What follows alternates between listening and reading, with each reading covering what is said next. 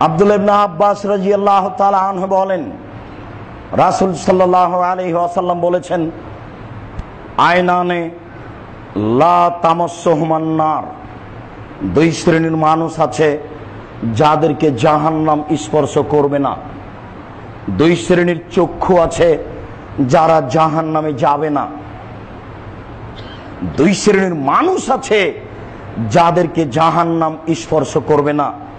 এক, আইনুন বাকাত মিন খাশিয়াতিল্লাহ, ওই চক্ষু, ওই মানুষ যে আল্লাহর ভয়ে কাঁদে।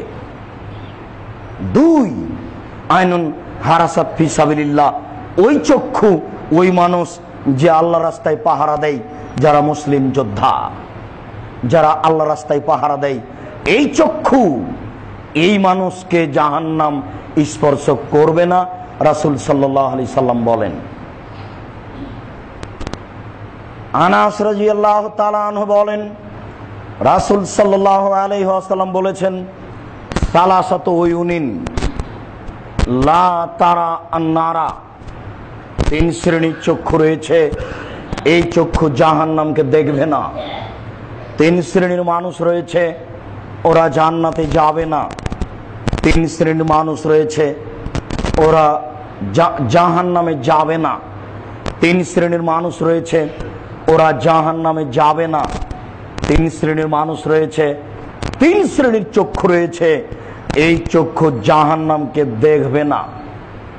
এক, আইনুন বাকাত মিন খাসিয়াতিল্লাহ, ওই চক্ষু, যে চক্ষু আল্লাহর ভয়ে কাঁদে, ওই মানুষ, যে মানুষ আল্লাহর ভয়ে কাঁদে। দুই, আইনুন হারাসাত ফি সাবিলিল্লাহ, ওই চক্ষু, যে চক্ষু আল্লাহর রাস্তায় পাহারা দেয়, যে আল্লাহর রাস্তায় প্রস্তুত থাকে। তিন, ওই চক্ষু গাজাতান মাহারিমিল্লাহ, যে চক্ষু অপর নারীকে দেখে নিচু হয়ে যায়, যেই চক্ষু বেগানা নারীকে দেখে নিচু হয়ে যায়, এই চক্ষু জাহান্নাম দেখবে না, এই চক্ষু জাহান্নামে যাবে না। তিন শ্রেণীর মানুষ জাহান্নামে যাবে না। এক, আল্লাহর ভয়ে কাঁদে যে। দুই, আল্লাহ রাস্তায় পাহারা দেয় যে। তিন, বেগানা নারীকে দেখে যে চক্ষু নিচু হয়ে যায়, এই চক্ষু জাহান্নামে যাবে না। মুআবিয়া ইবনে হাওদা রাদিয়াল্লাহু তাআলা আনহু বলেন, রাসূল সাল্লাল্লাহু আলাইহি সাল্লাম বলেছেন, লাই ইয়ালাজান নারার রাজুলু বাকামিন খাশিয়াতিল্লাহ হাত্তা ইয়ালাজাল লাবানু ফি জারে, ওই ব্যক্তি জাহান্নামে যাবে না যে ব্যক্তি আল্লাহর ভয়ে কাঁদে। যেমন গাভীর বাঁট থেকে দুধ বের করার পরে আর ভেতরে ঢোকানো যায় না, গাভীর বাঁট থেকে দুধ বের করার পরে ভেতরে ঢোকানো যেমন অসম্ভব, আল্লাহর ভয়ে কাঁদে যে তার জাহান্নামে যাওয়া তেমনি অসম্ভব।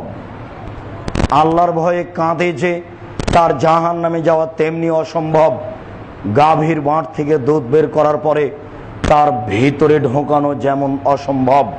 আপনাকে আমি কি দিয়ে বুঝাই আল্লাহর ভয়ে কাঁদা বিষয়টি কত বড় সফলতা, আল্লাহর ভয়ে কাঁদা বিষয়টি কত বড় একটা জিনিস। আল্লাহর নবী বলছেন, গাভীর বাঁট থেকে দুধ বের করে ভেতরে ঢুকানো যেমন অসম্ভব, আল্লাহর ভয়ে কাঁদে যে তার জাহান্নামে যাওয়া তেমনি অসম্ভব।